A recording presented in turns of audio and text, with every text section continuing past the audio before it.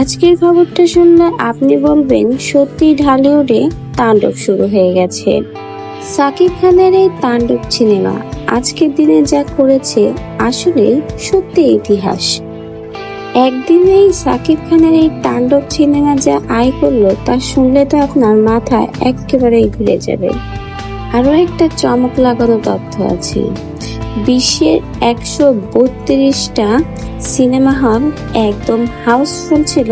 আরো একটা মজার বিষয় কি জানেন, পরবর্তী 1 সপ্তাহ পর্যন্ত অগ্রিম টিকিট বিক্রি হয়ে গেছে।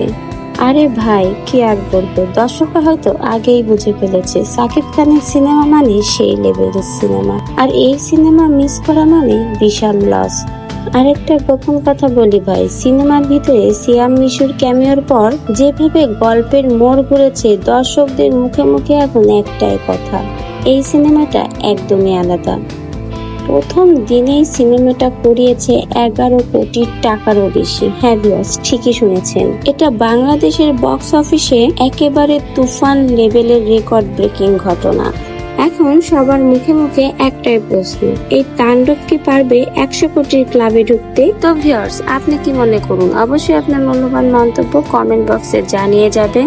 আর হ্যাঁ, নতুন নতুন ভিডিওর আপডেট পেতে অবশ্যই আমার চ্যানেলটিকে সাবস্ক্রাইব করে পাশে থেকে যাবেন। ভিডিওটা দেখার জন্য সবাইকে জানাই অসংখ্য অসংখ্য ধন্যবাদ। আর হ্যাঁ ভিউয়ার্স, তাণ্ডব মুভি আপনার কাছে কেমন লেগেছে সেটা কিন্তু বলে যেতে ভুলবেন না।